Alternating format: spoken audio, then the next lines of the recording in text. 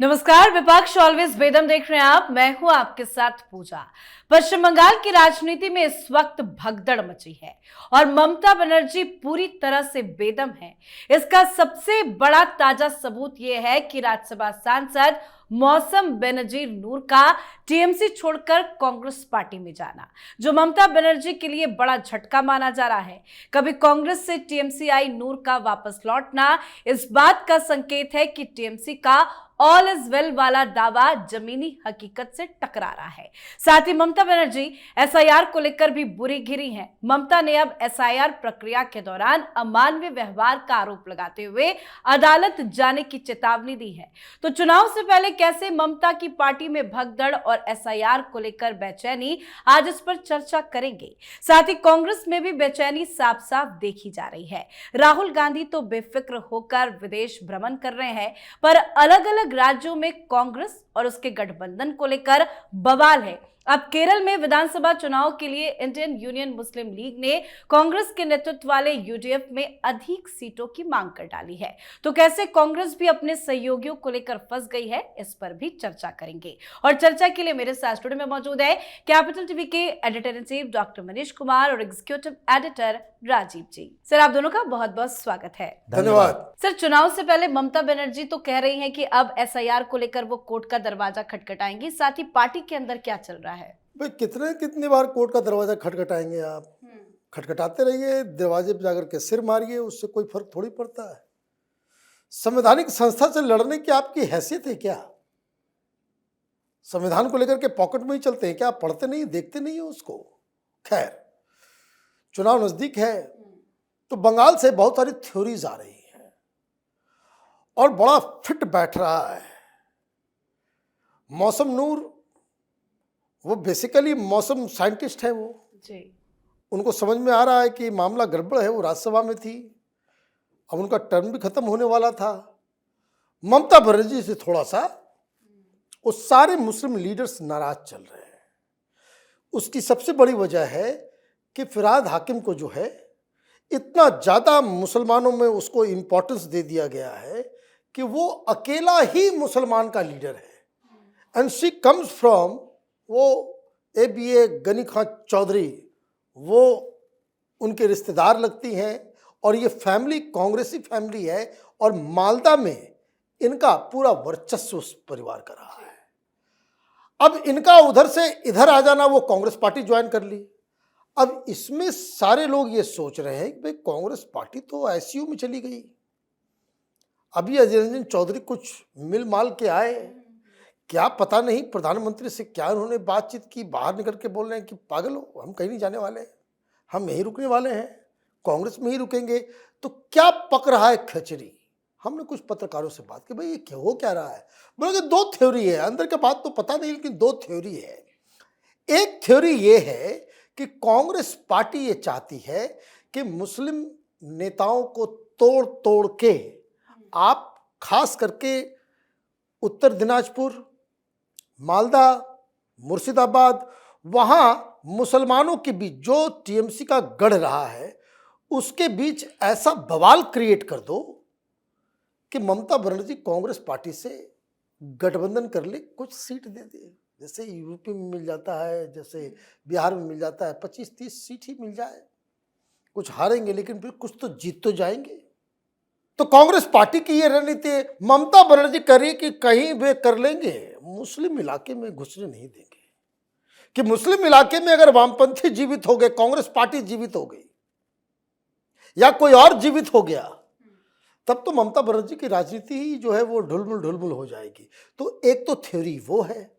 दूसरी थ्योरी ये आ रही है कि बंगाल के अंदर कांग्रेस पार्टी, और ये भी कहा जा रहा है कि Adhir Ranjan Chowdhury is part and parcel of that, कि जो मुस्लिम, चाहे वो मुस्लिम लीग हो, चाहे वो फुरफुरा शरीफ वाला अब्बास सिद्दीकी हो, चाहे वो हुमायूं कबीर हो, चाहे वो ओवैसी हो, इन सब को मिला करके एक थर्ड फ्रंट बनाया जाए जिसमें तमाम मुसलमान भी हो, वामपंथी भी हो और कांग्रेस भी हो, और ममता बनर्जी को हिलाया डुलाया जाए। ये दोनों ही सीन कांग्रेस पार्टी के लिए फायदेमंद तो है, स्ट्रेटजी वाइज तो ठीक है, लेकिन ममता बनर्जी इसे कैसे होने देगी? ये सुगबुगाहट के साथ ही जो बताया गया कि घर पे हमला हो गया, हुमायूं कबीर के घर में पुलिस को घुसा दिया, उसके बेटे को पकड़ के लेकर चली गई, तो ये सारी चीजें चल रही है। अब आगे आने वाले 1-2 दिन के अंदर इसका राज खुलेगा कि आखिर वहां हो क्या रहा है। लेकिन मुस्लिम वोट बैंक ही ममता बनर्जी का बेस है। अगर एक एक कर इस तरह से मुस्लिम नेता ममता बनर्जी को छोड़ देंगे तो ये चुनाव तो बहुत मुश्किल हो जाएगा ममता के लिए। देखिए, हिंदुस्तान के अंदर मुसलमानों पर जिसने भरोसा किया, लंबे समय तक उसका संबंध, उसका साथ उसके साथ नहीं रहता। ये ऐसा कौम है जो हमेशा धोखे के लिए तैयार बैठा रहता है। कांग्रेस इसका उदाहरण है। कांग्रेस ने सबसे ज्यादा मुस्लिम अपीजमेंट की पॉलिटिक्स की, और फिर क्या चलता रहा? राजीव गांधी तक कांग्रेस के समर्थन में आएंगे, रीजनल पार्टियां डेवलप हुई, और उसके बाद अचानक से लगा अलीगढ़ मूवमेंट चल रहा है कि नहीं नहीं, ये कांग्रेस धोखेबाज है, ये बाबरी मस्जिद प्रकरण में कांग्रेस ने हमारा साथ नहीं दिया, अब इसे उखाड़ना शुरू हुआ। कांग्रेस का मुस्लिम बेस सारा का सारा खत्म हो गया। बिहार के अंदर लालू प्रसाद यादव M22 समीकरण पे चले आए। उत्तर प्रदेश में एक मुस्लिम लीडर इसके साथ नहीं रहा, सारा वोट शिफ्ट हो गया सीधे समाजवादी पार्टी के तरफ, और उसके बाद कांग्रेस पीछे पीछे पिछलग्गू पार्टी बनकर रह गई। हर स्टेट में रीजनल पार्टियों के साथ यही हुआ, यहां तक कि महाराष्ट्र में जैसे ही शरद पवार कांग्रेस से अलग हुए, एनसीपी में चला जाने लगा मुस्लिम वोट। और इसी तरीके से पश्चिम बंगाल में अभी ममता बनर्जी, उत्तर प्रदेश में मायावती की स्थिति है। मायावती ने बड़ा भरोसा किया, कुछ समय तक मुसलमानों ने सपोर्ट भी किया था जब ये मुख्यमंत्री रहा करती थी। इन्होंने 75 से 80 टिकट दिए मुसलमानों के। पिछले विधानसभा चुनाव में एक सीट न जीत पाई, और मुसलमानों ने वोट कितना दिया? 3%। 90% से ज्यादा मुस्लिम वोट चला गया सीधे समाजवादी पार्टी के पास। अब पश्चिम बंगाल की बारी है। ममता बनर्जी ने बड़ा मुस्लिम अपीजमेंट किया, उसके दरवाजे पर गए, मौलानाओं को साथ रखा। अब स्थितियां बदल चुकी है। वहां के मुसलमान शिफ्ट होना चाहते हैं, और वहां के सनातनी भी शिफ्ट होना चाहते हैं। अधीर रंजन चौधरी के लिए कांग्रेस में समस्या है, तो टीएमसी में समस्या मौसम नूर के लिए हो रही है, वो घर वापसी कर रही है। ये जो मालदा का रीजन है, उत्तर मालदा और दक्षिण मालदा, लगभग 14 सीटें हैं विधानसभा की। दक्षिण मालदा में इन्हीं के चचेरे भाई ईशा खान चौधरी, जो एकमात्र सांसद लोकसभा से आते हैं कांग्रेस के लिए, नहीं तो लेफ्ट अलायंस जो वामपंथियों का गठबंधन है, पिछले चुनाव में पश्चिम बंगाल से गायब। केवल कांग्रेस का एक सांसद जीतकर आया, वो भी दक्षिण मालदा से ईशा खान चौधरी, और उसी की चचेरी बहन है। उत्तर मालदा में भारतीय जनता पार्टी जीती, लेकिन 7 जो विधानसभा सीटें हैं उसमें पिछले विधानसभा में 3-4 का रेशियो था। 3 पर बीजेपी जीती, 4 पर ये टीएमसी जीती। लेकिन 2024 के लोकसभा चुनाव में ये पूरा मामला पलट गया। भारतीय जनता पार्टी 4 पर रही लीड लेते हुए, और कांग्रेस 3 पर रही लीड लेने वाली पार्टी। टीएमसी एक भी विधानसभा सीट पर लीड नहीं ले पाई। यानी कि अब स्थितियां क्या है? ये ईशा खान, मौसम नूर और इसका पूरा परिवार, जो दक्षिण मालदा उत्तर मालदा दोनों के क्षेत्रों में मुस्लिमों के बीच एक बड़ा पॉपुलर चेहरा, बड़ा पॉपुलर परिवार रहा है। अगर वो कांग्रेस में आता है तो टीएमसी पूरी तरीके से मुस्लिम वोट से विहीन नहीं हो जाएगी। टीएमसी में भी कुछ मुसलमान वोट जाएंगे, और इसके पास भी जाएंगे। नॉर्थ बंगाल में जो भारतीय जनता पार्टी उभर रही थी, उभरते उभरते बीच में थोड़ा सा झटका लगा, जिसमें दक्षिण मालदा में वो हार गई पिछले लोकसभा चुनाव में। इस बार लगता है कि पूरे मालदा के रीजन में ये लोग मुसलमानों को कंफ्यूज करेगा। हुमायूं कबीर के ऊपर हमला हो रहा है, और ये लोग कह रहे हैं देखो ये सब भारतीय जनता पार्टी के बी टीम वाले आ गए, कांग्रेस पर भी बोलो। तो ये मुस्लिम वोट जो है अभी खिसक रहे हैं ममता बनर्जी से, शिफ्ट हो रहा है, चाहे वो गठबंधन में, जैसा डॉक्टर साहब ने कहा, मुसलमानों का गठबंधन इधर कांग्रेस की तरफ, और कांग्रेस के जो हिंदू लीडर हैं वो इधर उधर जाएंगे तो भारतीय जनता पार्टी में जाएंगे। भारतीय जनता पार्टी में कोई मुस्लिम लीडर तो जाएगा नहीं। इसलिए ममता बनर्जी का विदाई का समय, तारीख लगभग तय हो लेकिन क्या चुका ये है। अभी शुरुआत है? क्योंकि हुमायूं कबीर की बात हो या मौसम नूर की बात हो, मुद्दे भले अलग हो सकते हैं पार्टी छोड़ने का, लेकिन क्या आने वाले वक्त में और मुस्लिम लीडर्स जो हैं वो टीएमसी का साथ छोड़ेंगे, कांग्रेस या किसी और में जाएंगे? बिल्कुल लॉबिंग चल रही है, और लॉबिंग इस कदर पे है कि जिन क्षेत्रों में ओवैसी और ये बदरुद्दीन अजमल हो या मुस्लिम लीग हो या हुमायूं कबीर हो, इन लोगों का गठबंधन और संगठन मजबूत होगा। टीएमसी के मुस्लिम लीडर इनके साथ जाएंगे, कुछ जगहों पर कांग्रेस के पास जाएंगे, और यही भारतीय जनता पार्टी के लिए बेहतर मौका होगा। सर, कांग्रेस पार्टी में क्या चल रहा है? गठबंधन के सहयोगी दल प्रेशर बड़ा क्रिएट कर रहे हैं। भाई कांग्रेस पार्टी में एक ही चीज चलता है, क्या? वो ये है कि दिल्ली में बैठे हुए तमाम राहुल गांधी के चट्टे बट्टे, उनके दिमाग में बस यही है कि 2029 में कैसे राहुल गांधी को प्रधानमंत्री बनाना है। बाकी राज्य के चुनाव में जो गत पुरना है पुरने दो, उससे कोई लेना देना नहीं है। अब राहुल गांधी को भेज दिया गया था बिहार चुनाव में, तो राजगीर वो गए हुए थे। मैं ये बात क्यों कह रहा हूँ कि लुक एट द माइंडसेट। वो वहां कह रहे हैं कि भाई हमारी सरकार जब आएगी, कहाँ? केंद्र में। 2029 की बात, वो पूरा भाषण उसी पे था कि हमारी सरकार आएगी तो हम ये करेंगे, हमारी सरकार आएगी। कहाँ? तो केंद्र में। सर पीट रहे थे सारे लोग कि आप यहाँ आरजेडी को जिताने के लिए आए हो। अच्छा, आरजेडी वाला भी वहाँ पे था उम्मीदवार। होता है कि बड़े लीडर जाते हैं तो आसपास के सब उम्मीदवार हो जाते हैं, तो आप इनके लिए वोट मांगने गए हो या अपने लिए वोट मांगने गए हो? तो ये जब भी कांग्रेस के बारे में उसकी बयानों के अगर आप एनालाइज करते हैं तो ये चीज़ आप ध्यान में रखिए। इसीलिए अब फोकस आपका स्टेट पे नहीं है, तो बेचैनी तो हर जगह हो रही है।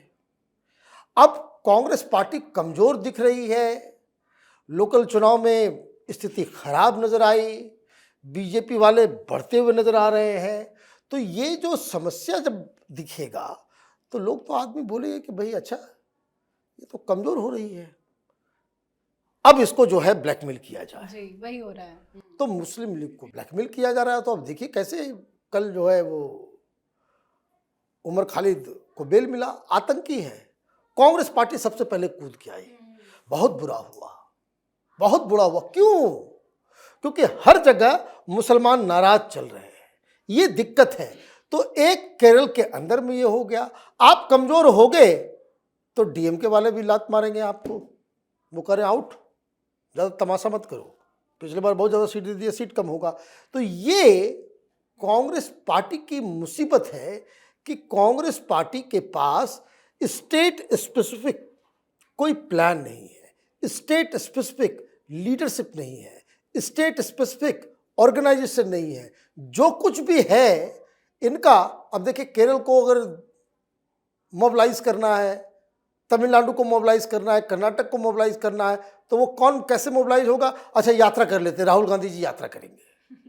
भाई स्टेट लीडर लोग का भी कोई काम है या नहीं है? अभी तक तो अगर जो जीतने वाली पार्टी होती है ना, अभी तक केरल के अंदर में कांग्रेस पार्टी का कैंपेन पीकअप पे आ जाना चाहिए था। तमिलनाडु में 1-2 राउंड जो है राहुल गांधी का विजिट हो जाना चाहिए था। अब विजिट वो खाक करेंगे, पता नहीं वियतनाम से कहीं और आगे निकल गए, किसी टापू पे है, और उस टापू के ऊपर जो है वो जश्न मनाया जा रहा है। अब पता नहीं कब लौटेंगे। No doubt. तो अलग अलग सहयोगी दलों की तरफ से ब्लैकमेलिंग तो किया जा रहा है। क्या राहुल गांधी ब्लैकमेल हो पाएंगे? देखिए, राहुल गांधी के पास एक उपाय अभी बचा है। अभी रणथंभौर गए थे। हाँ। और मुस्लिम वोट इनको हर स्टेट में चाहिए। समाजवादी पार्टी से भी छीनना है, इनको राजद से भी छीनना है, उत्तर प्रदेश, बिहार, कर्नाटक, महाराष्ट्र, हर जगह इनको मुस्लिम वोट चाहिए। अब ये बोरिया बिस्तर उठाकर जाए, प्रियंका वाड्रा को जिम्मेदारी दे, और प्रियंका वाड्रा अपने बगल में अपनी बहू को साथ लेकर घूमे, अबीबा बेग को। अब ये गांधी से वाड्रा परिवार, वाड्रा से बेग परिवार। अब बेग परिवार जब हो जाएगा तो मुसलमानों को भरोसा होगा नहीं।